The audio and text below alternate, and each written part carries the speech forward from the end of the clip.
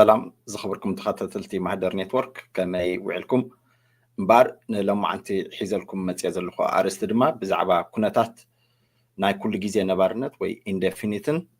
محتات زيغنة عاد إنجليزن وي يوكي citizenship كما يزلو أبز حج كونتات زبليو سناي مكتتالن سناي صنحيتن كخون لكم داتا منخو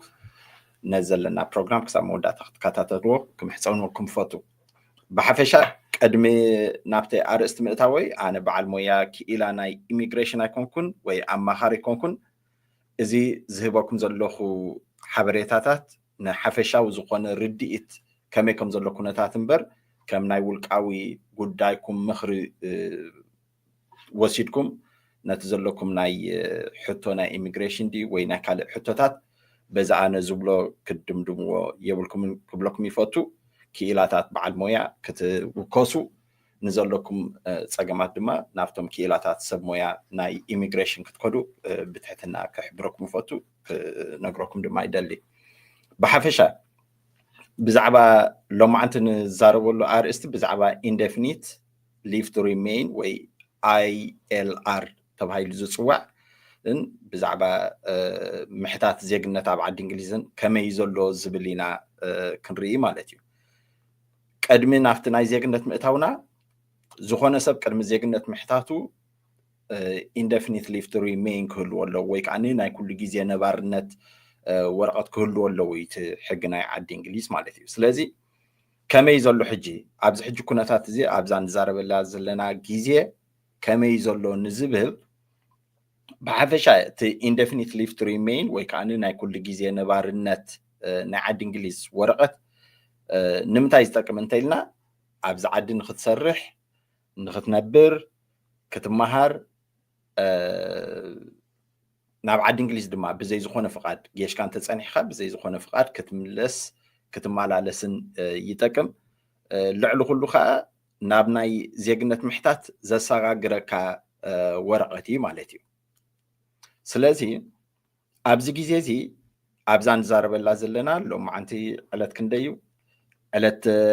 حموشته علت شدشته أكتوبر مالتي ورح عسرت علت شدشته زلو كساب حج زلو حقنا عاد إنجليز كساب لو ما أنت زلو حقنا عاد إنجليز أنت عايزبل حدث أنت دا indefinite كوهاب أنت خوينه لعله حموشت عامت أبز عادي زت قمت أسب كخونا له ويزبل تحقي مالتي سلازي وي بحقاو أنت متيخا أبز عادي لعل حموشت عامت كتكمت قالك حموشت عامتات ليس مالتي انت دا نعقبا حتو زقرب كاسب انت خون كاخا نعقبا حتو خا كاب زقبلو خا علت جميرو حموشت عامت كمال كخيل اللو انت دا ات نبلو زلنا ناي كل جيزي نبارنت ويكاني indefinite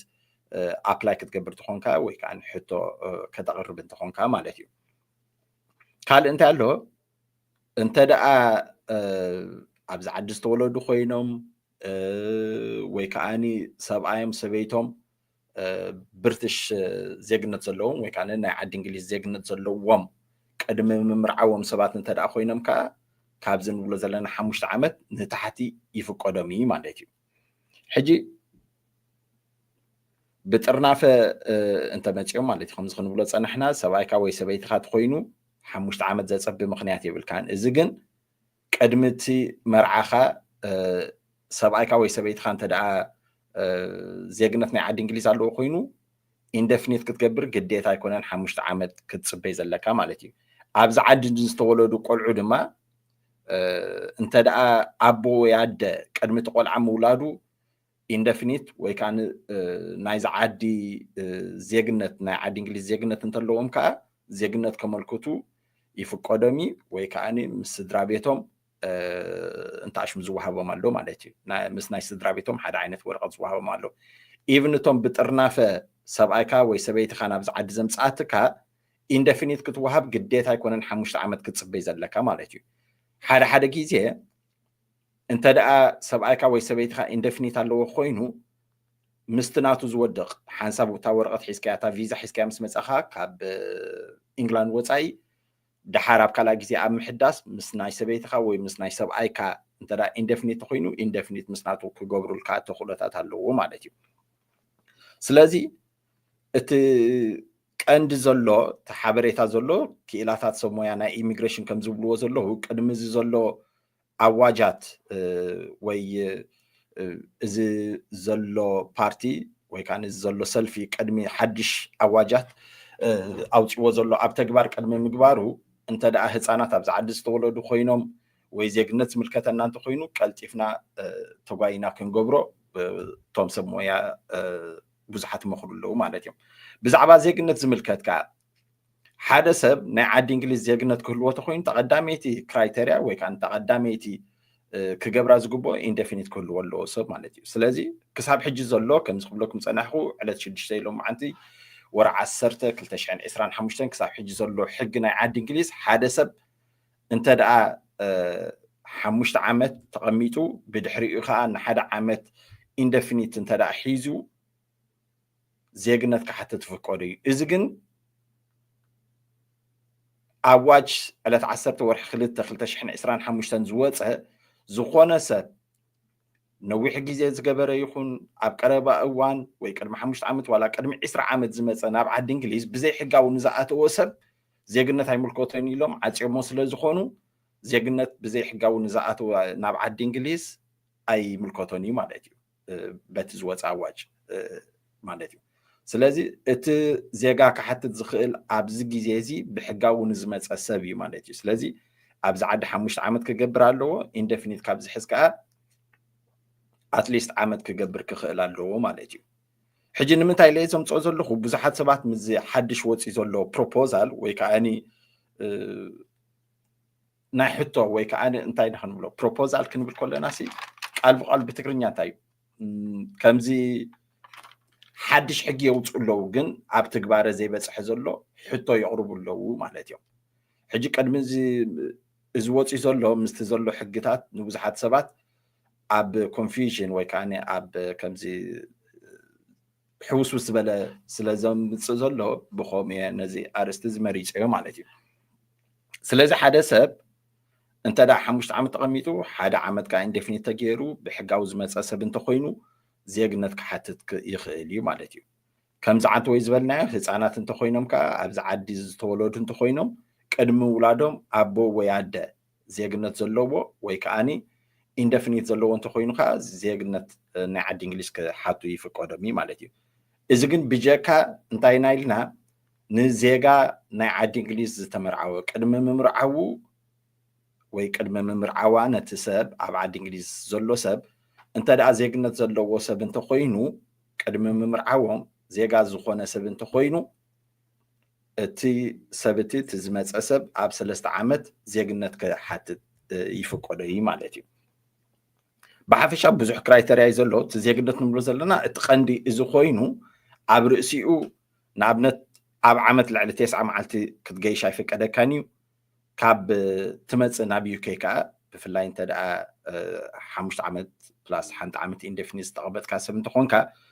ተደሚሩ ኩሉ ናብ ዓዲ እንግሊዝ ካብ ትመፅእ ልዕሊ 270 መዓልታት ካብ ዓዲ እንግሊዝ ወፃኢ ክትቅመጥ ወይ ክትገይሽ ኣይፍቀደካን እዩ 9 መዓልቲ ኣብ ውሽጢ 12 ኣዋርሕ ወይ ኣብ ሓደ ዓመት ወይ ከዓኒ 270 መዓልታት ኣፍተን 6 ዓመት ንብለን ዘለና እንተ ጌሽካ ኣይምልከተካን እዩ ማለት እዩ ስለዚ እዚ ኩሉ ክራይተርያ ተማልእ እንተኾንካ ናይ እንግሊሽ ፈተና ኣሎ ናይ ላይፍ ኢን ደ ዩኬ ናይ ዝዓዲ ታሪክ ገለፅኒዕካ ዝሕለፍ እንተደኣ ሓሊፍካ ጉድ ካራክተር ዝብልዎ ዝኾነ ይኹን ገበን ዝኾነ ይኹን ክንብል ከለና ገሊኡ ገበናት ኤክስፓየር ዝኸውን ኣሎ ስለዚ ጉድ ካራክተር ክንብል ከለና ፅቡቕ ጠባይ ዘለዎ ሰብ ማለት እዩ እምበር ገበን ጠቕላላ ዘይብሉ ማለት ኣይኮነን ስለዚ እቲ ዓይነት ገበን ንፈላለዩ ናይ ድራይቪን እንተኮይኑ ናይ መኪና ናይ ምዝዋር እንተኮይኑ ናይ ምበኣስ ናይ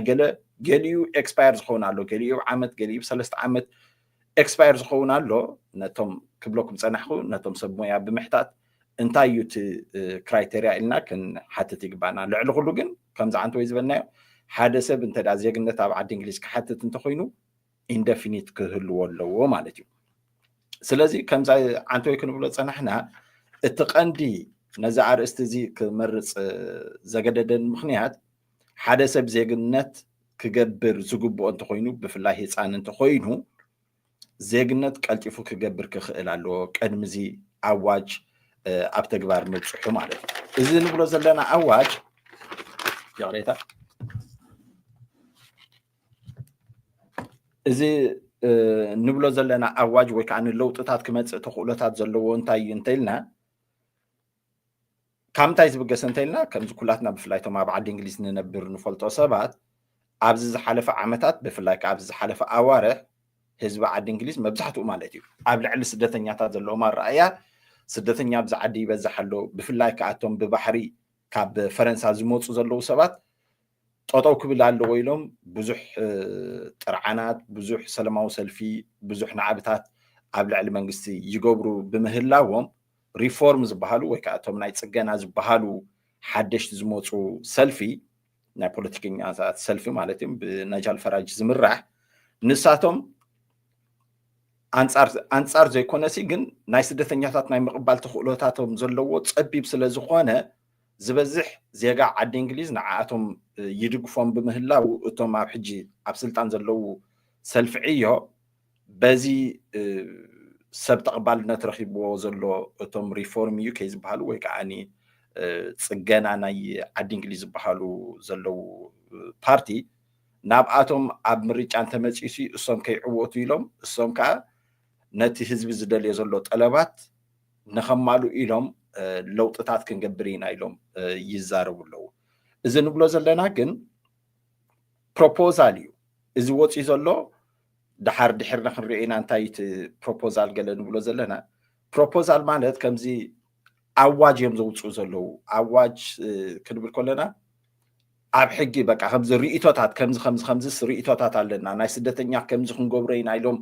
ርእቶ እዮም ዘቕርቡ ዘለዉ እምበር ክሳብ ሕጂ ኣብ ሕጊ ዝፀደቐ ነገር ኣይኮነን ማለት እዩ ሕጂ እንታይ እዩ ከምዚ ክንብሎ ፀናሕና እቶም ሰልፊ ዕዮ ውፅኦሞ ዘለዉ ርእቶታት ብዛዕባ ናይ ስደተኛታት ናይ ኢንደፊኒት ናይ ዜግነት ዝምልከት ንኸተግብርዎ ተኽእሎታቱ ልዑል እዩ ምክንያቱ ኣብ ስልጣን ዘለዉ እዮም ስልጣን ኣለዎም ክቕይሩ ሕግታት እቶም ሪፎርም ንብሎም ዘለና ወይ ናይ ፅገና ዩኬ ዝበሃሉ ሰልፊ ወይ ፓርቲ በቲ ነጃል ፈራጅ ዝበሃል ዝምራሕ ግን ብሕጂ እቲ ዘሎ ምርጫ ማለት እዩ ኣብ 2029 እቲ ሃገራዊ ምርጫ ኣብ ዓዲ እንግሊዝ ዘሎ ጥራሕ ካብ ሕጂ ትሒዞም ሲ ናይ ምዕዋት ተኽእሎታቶም ክዕብዩ ኢሎም እዮም እቶም ዘለዉ ሰልፊ ዕዮ ወይ ሌበር ፓርቲ ዝበሃሉ ቤኪ ስታርማ ዝምርሑ ሓድሽ ርእቶታት ወይ ከዓ ሓድሽ ብዛዕባ ናይ ኢሚግሬሽን ዘውፅኡ ዘለዉ ማለት እዮም ሕጂ እዚ ፕሮፖዛል ንብሎ ዘለና ቃል ብቃሉ ብትግርኛ ልክዕ እንደ ፕሮፖዛል ማለት ከምዚ ርእቶታት እዮም ዘቕርቡ ዘለዉ ከምዚ ክንገብር ኢና ኢሎም ርእቶ የቕርቡ ኣለዉ ድሓር ናብ ፓርላማ ድዩ ናብ ሕጊ ክኸይድ እዩ ከም ሕጊ ኮይኑ እንተፀዲቑ ግን በቃ ሕጊ እዩ ማለት እዩ ስለዚ ከምዚ ዓንተ ወይ ንብሎ ዝነበርና ካብ ወርሒ 2020 ክንደይ 25 ዕለት 10 ወርሒ 2025 ንኣብነት እዞም ዘለዉ ሰልፊ ዕዮ እንታይ ደማ ውፅኦም ዝኾነ ይኹን ሰብ ብዘይ ሕጋዊ ናብ ዓዲ እንግሊዝ ዝኣተወ ቅድሚ 10 ዓመት ይኹን ቅድሚ 20 ዓመት ቅድሚ 5 ዓመት ቅድሚ 6 ዓመት ዜግነት ክሓትት ንኩሉ ግዜ ይፍቀዶን ኢሎም ገይሮም ኣለዉ ማለት እዮም ሕጂ እዚ ከም ሕጊ ዝቆመ እዩ እዚ ብዛዕባ ናይ ኢንደፊኒት ንብሎ ዘለና ናይ ዜግነት ናይ ምሕታት ፕሮፖዛል ግን ኣብ ሕጊ ዘይቆመ ዘሎ እዩ ማለት እዮም ስለዚ ናብቲ እንታይ ፕሮፖዛል ኣቕሪቦም ዘለዉ እቶም ሰልፊ ዕዮ ወይ ሌበር ዝበሃሉን እቶም ሪፎርም ዩኬ ዝበሃሉ ወይ ከዓ ብትግርኛ ፅገና ዓዲ እንግሊዝ ተባሂሎም ዝፅውዑ ዘለዉ ሰልፊስ እንታይ እዮም ኣቕሪቦም ዝብል እዞም ሌበር ዝብሎም ዘለና ሕጂ ኣብ ስልጣን ዘለዉ ሰልፊ እንታይ እዮም ዝብሉ ዘለዉ ኢንደፊኒት ካብ 5 ዓመት እዚ ሕጂ ዘሎ ኣብ 5 ዓመት ኢንደፊኒት ክትገብር ዝፍቀደካ ናብ 10 ዓመት ክንቅይሮ ኢና ኢሎም ርእቶ የቕርቡ ኣለዉ ማለት እዮም ክቕይርዎ እንተኮይኖም ከዓ ዝኾነ ሰብ 10 ዓመት ዝተቐመጠ ጥራሕ ዘይኮነ ኢንደፊኒት ክገብር ኣታዊኡ ልዑል ኣታዊ ክህልዎ ኣለዎ ክንደይ ገንዘብ ምዃኑ ብሕጂ ክእውጅዎ ማለት እዮም ዝኾነ ሓገዝ በነፊት ትብሎ ዝኾነ ሓገዝ ካብ መንግስቲ ዘይፅበይ ክኸውን ኣለዎ እንግሊሽ ፈተና ክንገብረሉ ኢና ኢንደፊኒት ንምውሃብ ማለት እዩ እንግሊሽ ፈተና ክንገብረሉ ኢና ዝኾነ ይኹን ገበን ከዓ ክህልዎ የብሉ እንታይ ዓይነት ገበን ከም ዝበልኩም ኤክስፓየር ዝኸውንን ዘይከውንን ድዩ እንታይ እዩ ብሕጂ ክረአዩ ግን ገበን ዘይብሉ ሰብ እንግሊሽ ፈተና ልዑል ዝኾነ ቋንቋ ምልክ ክህልዎ ኣለዎ ወይ ከዓ ናብ ፈተና ክቐርብ እዩ ኣታዊኡ ላዕሊ ክኸውን ኣለዎ ካብ መንግስቲ ሓገዝ ዘይፅበይ ሰብ ከዓ ክኸውን ኣለዎ ኢሎም ነቲ 5 ዓመት ዝነበረ ኣብ 10 ዓመት ክቕይርዎ እዮም ኢቭን ኣብ 10 ዓመት ዝተቐመጠ ሰብ ኣብ ዓዲ እንግሊዝ ጥራሕ ዘይኮነ ኣውቶማቲካሊ ኢንዴፊኒት ውሃብ ነዞም ክንብሎም ፀንሕና ክራይቴርያ ከተማልኦም እውን ኣለካ ማለት እዩ ስለዚ እንተደኣ ሌበር እዞም ዘለዉ ሕጂ ኣብ ስልጣን ሰልፊ ዕዮ ኢንዴፊኒት ካብ 5 ዓመት ናብ 10 ዓመት እንተቐይሮሞ ኣውቶማቲካሊ ሲ ዜግነት ክትወሃብ ናይ ዓዲ እንግሊዝ ድሕሪ 10 ዓመት ክገብርዎ እዮም ማለት እዩ ምክንያቱ እቲ ዘሎ ሕጂ ሕጊ ሓደ ሰብ ዜግነት ክወሃብ እንተደኣ ኮይኑ 10 ዓመት ወይ ልዕሊኡ ይቕሬታ ዝኾነ ሰብ እንተደኣ ዜግነት ክወሃብ ኮይኑ ኢንዴፊኒት ክህልዎ ኣለዎ ክንብል ፀኒሕና ምሽ ሓንቲ ወይ ስለዚ ኢንዴፊኒት ናብ 10 ዓመት እንተቐይሮሞ ኣውቶማቲካሊ ወይ ብተዛዋሪ መንገድስ ምሕታት ዜግነት ኣብ ዓዲ እንግሊዝ ናብ 10 ዓመት ክቕይርዎ እዮም ማለት እዮም ዝሓስቡ ዘለዉ እቶም ሪፎርም ፓርቲ ዝበሃሉ ወይ ከዓ እቶም ናይ ፅገና ዩኬ ዝበሃሉ ፓርቲ ወይ ከዓ ሰልፊ ከዓ እንታይ እዮም ዝብሉ ዘለዉ ዜጋ ናይ ኤሮጳ እንተዘይኮይኑ ዝኾነ ይኹን ሰብ ኢንዴፊኒት ኣይወሃብኒ እንኮላይ እቶም ተዋሂቦም ዘለዉ እቲ ተዋሂቦሞ ዘለዉ ኢንዴፊኒት ተሓዲጎም ሓድሽ ኣብ ዓመት ዝሕደስ ወረቐት ክወሃቡ እዮም ዝብል ኣዋጅ ኣውፅኦም ኣለዉ ማለት እዮም እሶም ጌና ኣብ ስልጣን ዘየለዉ እዮም ብሕጂ ስልጣን እንተሒዞም ግን ከምዚ ክንገብር ኢና ኢሎም ነቲ ህዝቢ መብፃዓ ዝኣትውሉ ዘለዉ እዩ ማለት እዩ ካልእ እንታይ ኣሎ እቶም ሌበር ኣብ ስልጣን ስለ ዘለዉ ከምዚ ንብሎ ዘለና ኣብ ቀረባ እዋን ከም ሕጊ ከቕሞ ይኽእሉ እዮም ዝብል ግምታት ኣለኒ ምክንያቱ ኣብ ስልጣን እዮም ዘለዉ ስልጣን ኣለዎም ወላ ሓደ ኩሉ ነገር ኣብ ኢዶም ስለ ዝኾነ ክቕይርዎ ተኽእሎታት ስለ ዘለዎ ብዙሓት ክኢላታት ሰብ ሞያ ናይ ኢሚግሬሽን እንተደኣ ዜግነት ክትሓትት ትኽእል ኮንካ ቀልጢፍካ ክትሓትት ኣለካ ብሉ ኣለዉ ዋላ እውን ጌናት ናይ ዜግነት ግዜኻ ተዘይበፂሑ እንተተኻኢሉ ናይ እንግሊሽ ፈተናን እቲ ናይ ላይፍ ኢን ዘ ዩኬ ቴስት ዝበሃል ክልቲኡ ዝኸበደ ክገብርዎ ስለ ዝኽእሉ ካብ ሕጂ ትሒዝካ እቲ ፈተና ምግባር ፅቡቕ ወይ ከዓ ንተመራፂ እዩ ኢሎም ብዙሓት ይመኽሩ ኣለዉ ማለት እዮም ስለዚ ነቲ ዘሎ ኩነታት ናይ ዓዲ እንግሊዝ ብፍላይ እቶም ነበርቲ ዓዲ እንግሊዝ ዝኾና ብዕቱብ ክንከታተሎ ንኽእል ኢና ዝበዝሕ እዚ ክብሎ ፀናሕኹ ካብ ክኢላታት ሰብ ሞያ ምኽሪ ወይ ሕቶታት ብምሕታት ኣብ ዌብሳይት ናይ ኢሚግሬሽን ዝብል ኣብ gov.uk ዝብል ኣሎ ብፍላይ ከዓ ኣብ ናይ ሲቲዘንስ ኣድቫይስ ቢሮ ዝብል ሳመሪ ገይሩ ወይ ከዓ ንፀሚቑ እንታይ ዘሎ ሕግታት ናይ ዓዲ እንግሊዝ እዩ ዝነግር ድሓር ኣብ ኮመንት ክገብረልኩም እየ እቲ ዌብሳይታት ክትከታተልዎ ስለ ዝነበረና ፀንሒት ክሳብ ሕጂ እውን ምሳይ ስለ ዝፀናሕኩም ብጣዕሚ ኣዝየ ዘመስግነኩም ካልእ ግዜ ብካልእ ኣርእስቲ ክንራኸብ ኢና ስለዚ ሰናይ መዓልቲ ሰላም ወሰናይ ታንክ ዩ